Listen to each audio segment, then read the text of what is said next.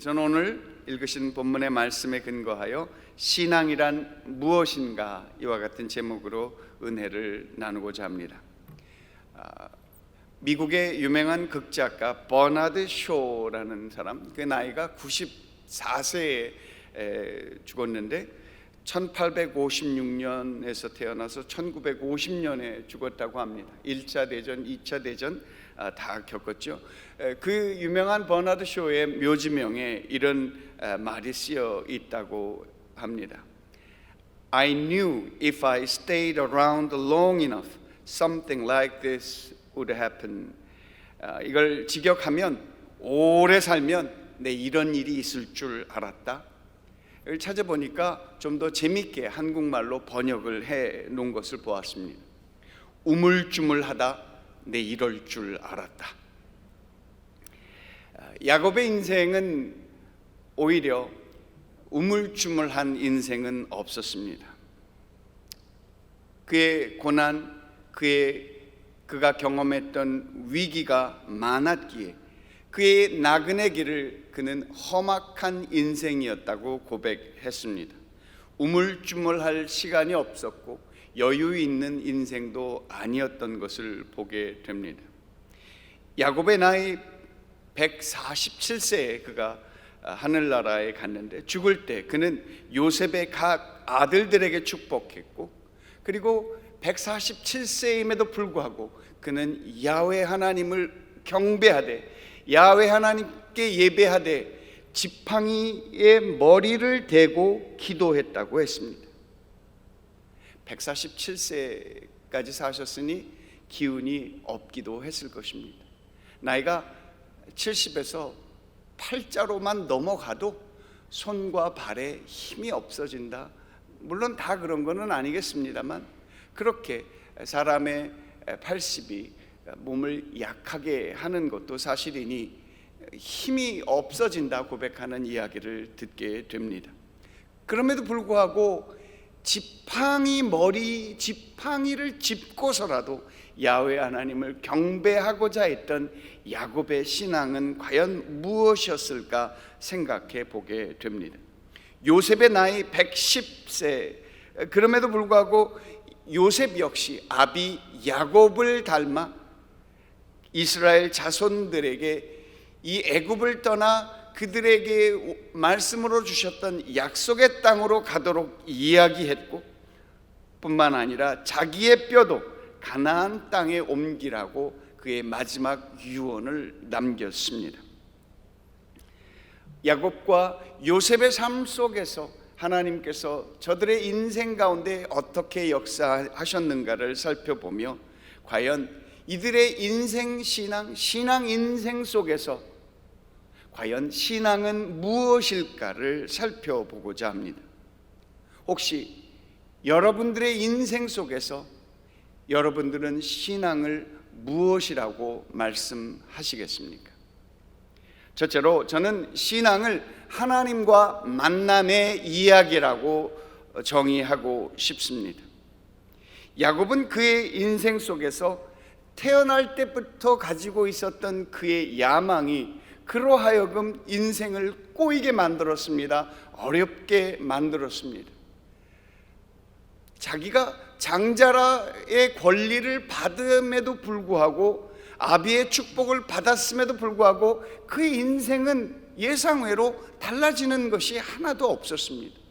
그의 장자의 축복을 받는 것이 오히려 형을 속인 것이 되고 그 형에게 죽임을 당할까 두려워 그의 어미 리브가는 그 야곱을 에서로부터 띄어 저 멀리 있는 삼촌 라반의 집에 보내게 되었던 것이었지요. 정치적인 이야기로서 자의반 타의반으로 자신의 고향을 떠날 수밖에 없었습니다. 그는 태어날 때부터 그런 야망이 있었습니다. 자라면서 그의 마음에 야망이 있었습니다. 아닌 게 아니라 삼촌 집 라반의 집에서 20년을 살면서 그는 삶의 성공과 성취를 위해서 치열하게 살았던 사람이었습니다. 잘 살기 위하여 애를 썼고 성공과 성취를 위하여 애를 썼던 사람이었습니다. 아내를 위하여 7년을 일했고 그의 삶의 소유를 위해서 나머지 13년을 살면서 거대한 부를 축적했던 사람이기도 합니다. 요즘 말로 이야기하자면 야곱의 성공 세미나를 개최해서 많은 사람들이 그의 성공 이야기를 듣고자 했었을 것이다 상상해 볼 수도 있습니다. 그렇지만 성공과 성취, 야망과 사랑, 이것이 있었음에도 불구하고 그의 인생에는 여전히 풀리지 아니하는 묶인 끈 같은 것이 있었습니다. 야곱은 그 위기에서 하나님을 만나게 됩니다. 20년이 지난 그 어느 날 하나님의 말씀에 따라 고향에 돌아오던 그는 에서의 그 다가오는 죽음의 위기 앞에 20년의 시간이 지났음에도 불구하고 여전히 풀리지 않는 인생의 묶인 끈을 경험하게 되었습니다. 그 위기의 순간에 그는 하나님의 이름을 불렀고, 오늘 우리가 함께 교독했던 그 고백처럼 인생의 곤고한 시간에 야훼 하나님의 이름을 부르니 하나님께서 그를 구원해 주셨다고 말씀하고 있습니다. 그 위기에서 하나님을 만난 것, 그것이 바로 신앙이 아닐까 생각하는 것입니다. 신앙은 하나님과의 만남의 이야기라고 보는 것입니다. 하나님이 없이는 성공을 해도 성공한 것이 아니고, 하나님이 없이는 실패해도 아직 실패한 것이 아닌 것인 것입니다. 하나님이 없이는 인생이 엉망진창일 수 있습니다.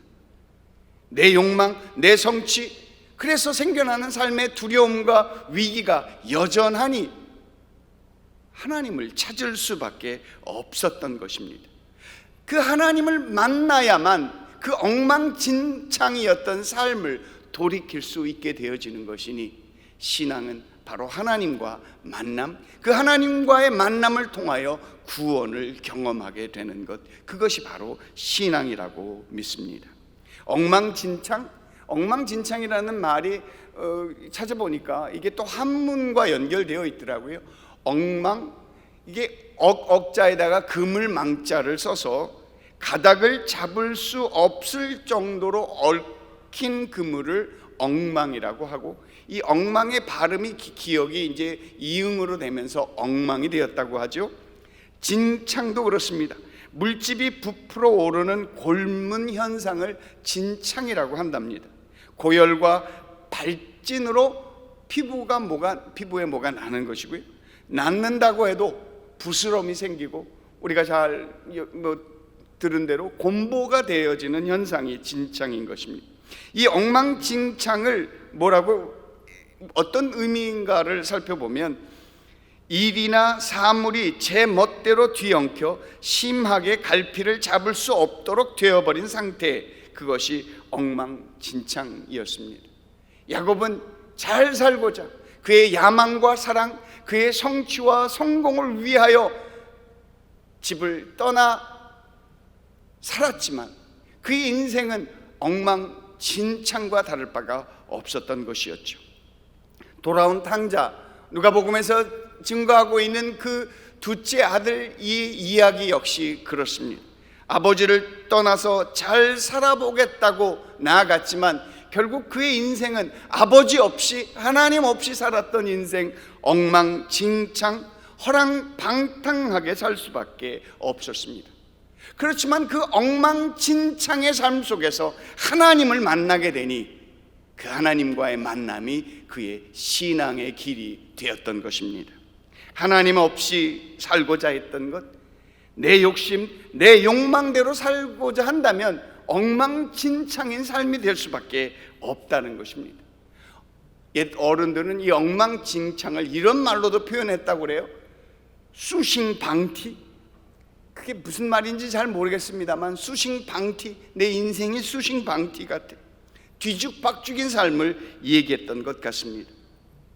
하나님이 아니었으면 내 삶에 빛도 없고, 하나님이 아니었다면 내 삶에 소망도 없었고, 그저 어두움 속에 살 수밖에 없었던 인생, 빛이 비춰짐에 그 빛을 만나니 그 빛이 생명이 되어 그 하나님과의 만남을 통하여 생명을 얻게 되는 것, 그것이 바로 신앙이라고 보는 것입니다.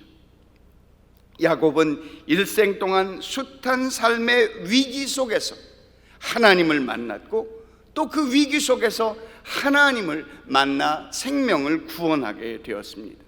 그러한 그 삶의 위기들은 오히려 그의 신앙을 더욱 견고하고 든든하게 하는 계기가 되었던 것이죠. 그래서 우리는 성경 속에서 삶의 고난, 삶의 위기는 오히려 하나님께로 나아가는 신앙의 첩경이 되어짐을 이야기하고 있습니다. 고난은 오히려 내게 유익이 되었다라고 고백하는 것이죠. 그런 신앙의 인생 속에서 다져진 신앙의 모습 속에 147세가 되었음에도 불구하고 힘이 없었음에도 불구하고 그는 여전히 하나님을 경배하는 것이 그 인생의 목적이었고 그 인생의 목적은 바로 그 신앙이었음을 고백하고 있는 것입니다. 힘이 없었음에도 불구하고 지팡이에 머리를 대고 야훼 하나님, 내가 하나님을 믿습니다. 그것이 오늘 우리가 읽었던 성경 본문, 믿음으로 야곱은 죽을 때에 요셉의 각 아들들에게 축복하고 그 지팡이 머리에 의지하여 경배하였다. 그것이 바로 예배고 그것이 경배이고 그것이 바로 신앙인 것입니다. 또한 두 번째로 신앙은 죽음 앞에 서는 것, 이렇게 정의하고 싶습니다. 신앙이란 죽음 앞에 서는 것입니다. 다이너마이트를 발견했던 그 노벨이라는 사람은 상당히 유명세를 얻었고 그리고 그 다이너마이트로 인해서 아주 말할 수 없이 큰 부를 얻게 되었습니다. 우연찮게 노벨에게 형이 있었는데 글쎄 그 형의 부고를 잘못해서 그 다이너마이트를 발견했던 그 노벨이 죽었다고 신문에 부고가 난 것이었습니다. 아니, 살아있는 사람을, 멀쩡히 살아있는 사람을 죽었다고 신문에 내니까 얼마나 열이 받습니까? 그런데 그가 열을 받으면서 그 신문에 난 그 자신의 모습을 이야기하는 신문 기사를 접하게 되었는데 신문 기사에 그 처음 타이틀이 이렇게 되어 있습니다. 죽음의 사업가 인생을 접다.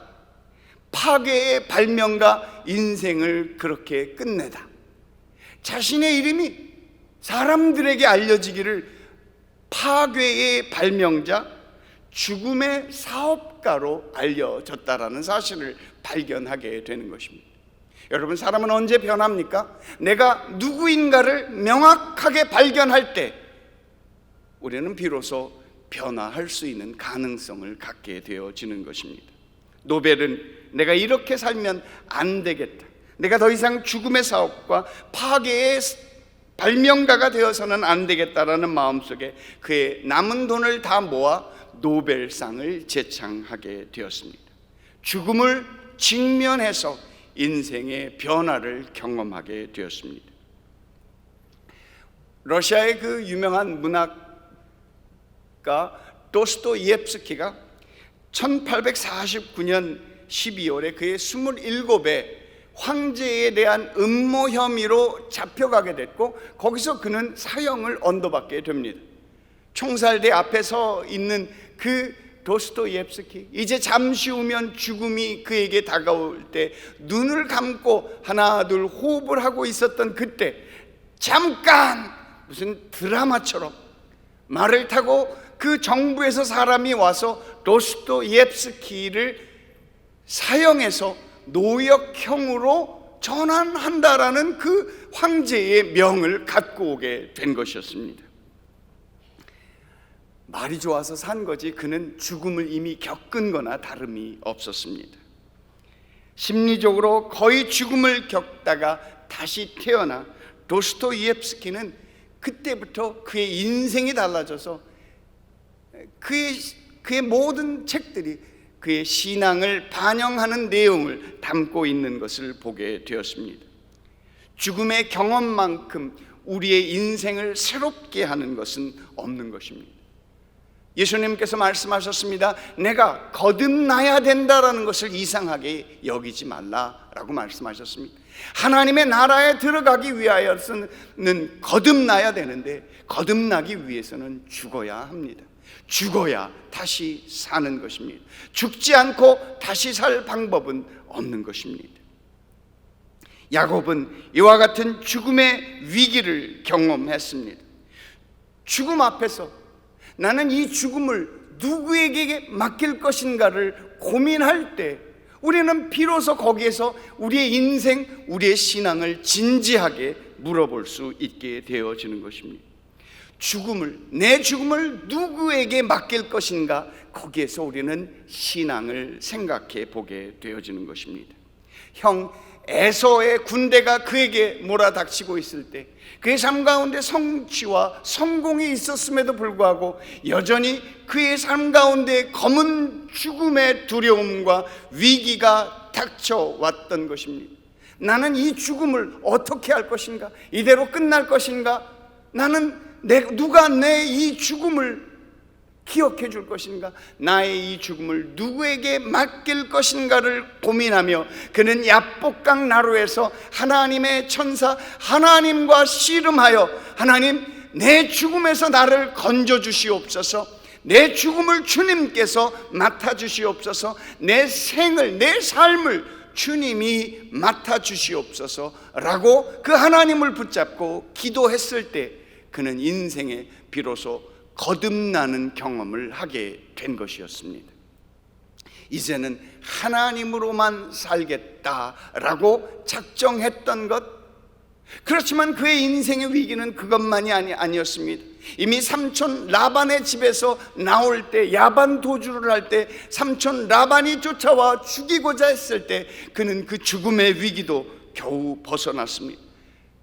야복강을 넘어서 그 가나안 땅으로 들어가는 그 직전에 쉐겜 부족에서 그의 딸 디나의 사건으로 인하여 그 자신만이 아니라 그의 일족이 다 죽을 수밖에 없었던 위기 상황을 벗어나면서 그는 야훼 하나님 앞에 그 죽음을 의뢰했습니다.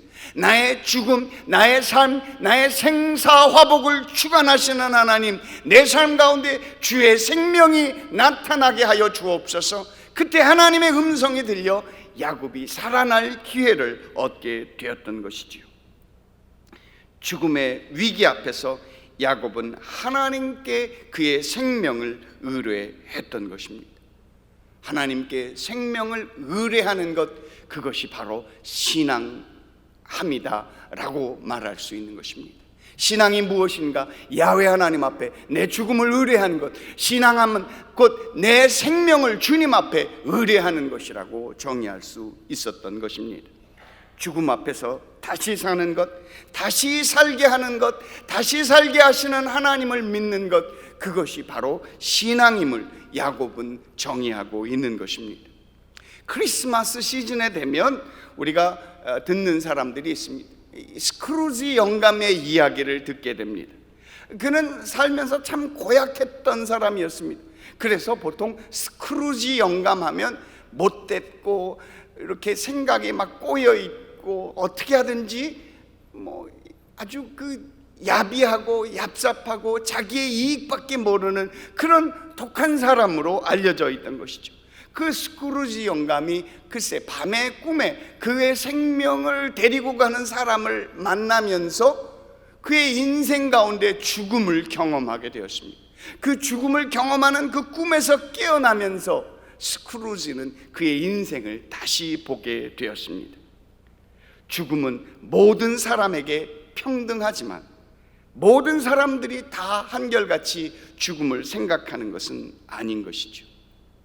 스크루지 영감은 죽음 속에서 자기의 자신의 험악했고 고약했던 인생을 다시 돌아보며 이렇게 살면 안 되겠다라는 자신의 삶의 변화의 계기를 갖게 되어졌습니다.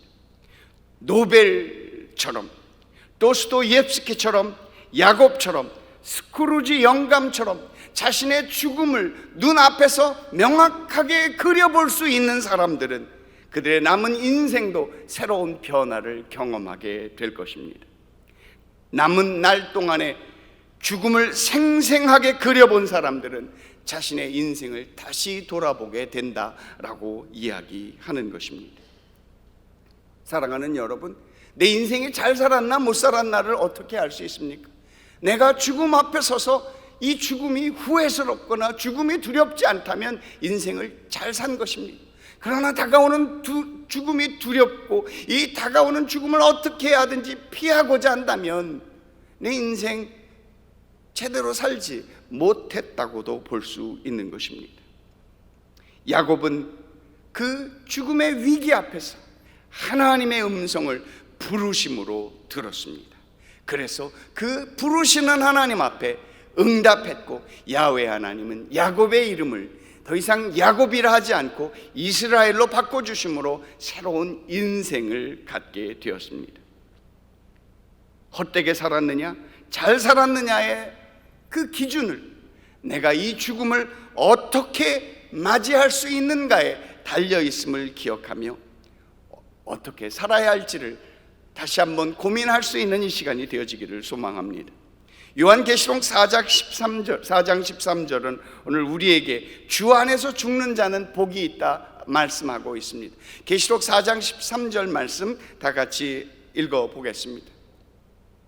또 내가 들으니 하늘에서 음성이 나서 이르되 기록하라, 지금 이후로 주 안에서 죽는 자들은 복이 있도다 하시매 성령이 이르시되 그러하다, 그들이 수고를 그치고 쉬리니 이는 그들의 행한 일이 따름이라 하시더라. 아멘. 어느 권사님이 그랬습니다. 다이아 이만한 거 갖고 계시는 분 죽기도 어려울 것 같아요. 이 다이아 누구한테 줄까 싶은 거죠. 고민하지 마시고 저한테 가지고 오시면 잘 보관해 드리겠습니다. 큰 집을 갖고 계신 분, 큰 재산을 갖고 계신 분 죽기가 어려우실 것입니다. 고민하지 마시기 바랍니다. 저한테 가지고 오시면 잘 처리해 드리겠습니다. 우리의 죽음 앞에서 우리는 늘 준비된 삶을 살아야 할 것입니다. 케냐에 살면서 죽음을 많이 경험했습니다. 도로가 안전하지 않으니까 오고 가면서 교통사고 많이 났습니다. 퍼진 차도 많이 봤고, 그 교통사고로 인해서 처참하게 되는 것도 많이 봤고, 도로에 그냥 거리에서 강도들 이 타이어를 걸어서 거기다가 신나를 뿌려서 그대로 산채로 죽는 것도 몇 차례 봤습니다. 많이 죽었습니다. 많이 동료 선교사도 아프리카에서 많이 먼저 하늘나라 가는 것 경험했습니다. 그러다 보니까 늘 죽음을 준비했습니다. 비행기가 언제 떨어질지도 모르고, 버스 타고 가다가 언제 강도 만나고 언제 교통사고로 죽을지도 모르고, 그래서 저는 여행을 갈 때마다, 선교 여행을 갈 때마다 늘 제 책상을 깨끗하게 정리하고 갔습니다. 제가 갖고 있는 은행의 비밀번호, 은행의 잔고, 이걸 어떻게 찾는지, 아내가 그것을 남아서 어떻게 처리해야 되는지까지 다 알려줬습니다. 물론 책 속에 있는 비상금까지는 얘기하지 않았습니다만 그래도 기본적인 것은 다 알려줬습니다. 매번 집을 떠날 때는 그렇게 책상과 내용을 정리하고 나왔던 것 기억합니다. 서울에 와서도 한 4, 5년은 그렇게 늘 어디 출장을 가거나 휴가를 가거나 항상 책상을 깨끗하게 정리하곤 했습니다. 언제든지 떠나도 깨끗한 사람이 되고자 했던 것이었죠. 그렇지만요, 최근 들어서 서울 살기가 만만해졌는지, 서울 살면 쉽게 안 죽을 거라고 생각이 들었는지 책상을 정리하지 않는 습관이 다시 생겨난 것입니다. 언제나 그랬듯 다시 돌아왔으니까 이번 휴가를 마치고도 무사히 돌아올 거야, 죽음을 생각해 보지 않았던 것이었죠. 우리는 죽음에서 데드라인이라는 나온 표현을 간혹 쓰곤 합니다. 젊은 사람이든 나이가 든 사람이든 누구나 그 데드라인, 그 마지막 처리해야 할 데드라인이 있는 것입니다. 누구나 그 데드라인을 하나씩 넘어가는 것입니다. 그것이 죽음을 준비하는 것이고, 그렇게 죽음을 준비하는 것은 새롭게 다시 사는 것을 준비하는 것이라고 믿습니다. 그것이 예수 신앙입니다. 예수로 나의 구주 삼고 성령과 피로써 거듭나니 이 세상 내 영혼이 하늘의 영광 누리도다. 이것이 나의 간증이요 이것이 나의 찬송일세. 나 사는 동안 끊임없이 구주를 찬송하리로다. 예수 신앙인 것입니다. 오직 살든지 죽든지 예수를 나의 구주 삼고 성령과 피로써 거듭나고 사는 것, 그것이 바로 예수 신앙. 신앙은 무엇인가를 대답하는 것인 줄 믿습니다. 신앙은 죽음 앞에 서는 것, 신앙은 내 삶을 다시 돌아보아 어떻게 살 것인가를 작정하는 것, 그것이 신앙인 줄 믿습니다. 셋째로, 신앙은 나의 죄의 계승, 곧 그 죄를 통해서 하나님의 의를 얻게 되어지는 것이니 죄의 계승, 곧 의의 계승인 것입니다. 야곱이 죽을 때 오늘 성경 본문은 지팡이의 머리를 의지하고 하나님을 경배했다라고 이야기합니다. 뿐만 아니라 요셉의 아들들에게 축복했다고 이야기합니다. 그리고 그 앞에 그의 12아들을 축복했다고 했습니다. 신앙은 무엇입니까? 내 사랑하는 자녀들, 내 자손들에게 신앙을 계승하는 것입니다. 하나님 없이는 내 인생이 아무것도 아니다라는 사실을 명확하게 이야기해 줄 수 있어야만 하는 것입니다. 하나님으로 살아야 내 신앙, 내 인생 잘 살 수 있음을 이야기해 주는 것, 그것을 전해 주는 것, 그것이 바로 신앙인 것입니다. 야곱은 흥망성쇠를 두루 경험해 봤습니다. 성공도 경험해 보았습니다. 애굽 왕의 풍성한 축복을 받아 그 땅의 알짜배기라고 이야기하는 고센 땅에서 평안하게 사는 축복을 경험했습니다.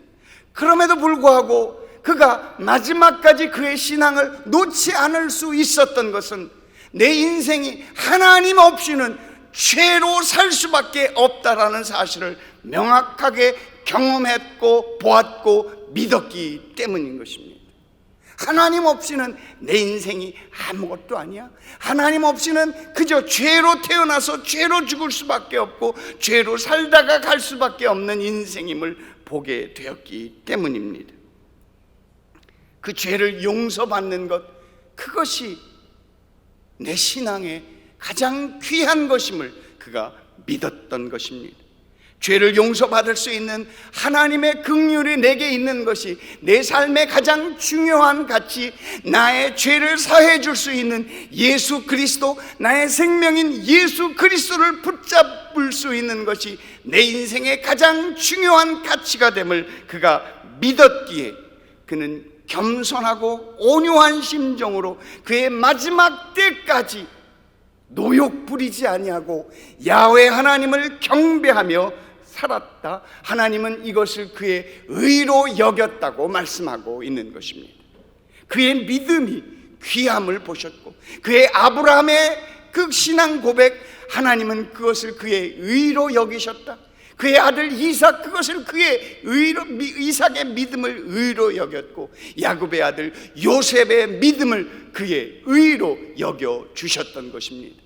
잘남이 있어서 의가 된 것이 아니라 나의 부족함을 알고 나의 어리석음과 미천함을 알고 하나님 앞에 나의 연약함을 올려드릴 때 하나님의 생명으로 채움을 받을 수 있는 것, 그것이 바로 의가 되어지는 줄 믿습니다. 죄란 무엇인가? 하나님과의 만남도 없고 만남이 없으니 만남의 이야기가 없는 것, 그것이 죄인 것입니다. 죄란 무엇인가? 하나님의 부르심도 없고 부르심이 없으니 부르심에 응답할 내용이 없는 것, 그것이 죄인 것입니다.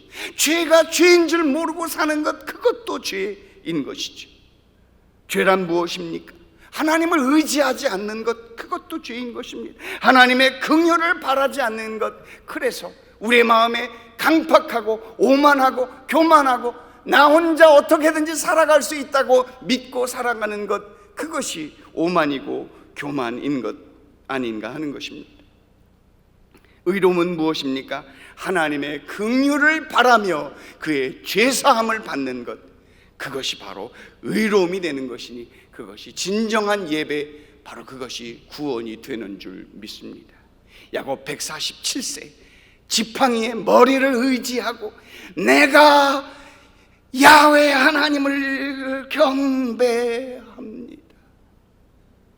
여러분의 마지막 신앙 고백이 되어질 수 있기를 간절히 소망합니다. 우리가 육신의 장막을 벗어버리면 자유함을 얻을 수 있다라는 것, 이 육신의 쇠퇴함이 오히려 주의 생명의 의로 입을 수 있다라는 그 믿음이 우리로 하여금 자유하게 하고 그렇게 주님 앞에 나아갈 수 있도록 만들어주는 것, 오늘 고린도후서 4장 16절에서 5장 2절까지는 그 신앙에 대해서 무엇인가를 바울은 설명해 주고 있습니다. 성경 말씀 같이 한번 읽어보겠습니다. 그러므로 우리가 낙심하지 아니하노니 우리의 겉사람은 낡아지나 우리의 속사람은 날로 새로워지도다. 우리가 잠시 받는 환난에 경한 것이 지극히 크고 영원한 영광에 중한 것을 우리에게 이루게 함이니 우리가 주목하는 것은 보이는 것이 아니요 보이지 않는 것이니 보이는 것은 잠깐이요 보이지 않는 것은 영원함이라. 만일 땅에 있는 우리의 장막집이 무너지면 하나님께서 지으신 집 곧 손으로 지은 것이 아니요 하늘에 있는 영원한 집이 우리에게 있는 줄 아느니라. 참으로 우리가 여기 있어 탄식하며 하늘로부터 오는 우리 처소로 덧입기를 간절히 사모하노라. 아멘.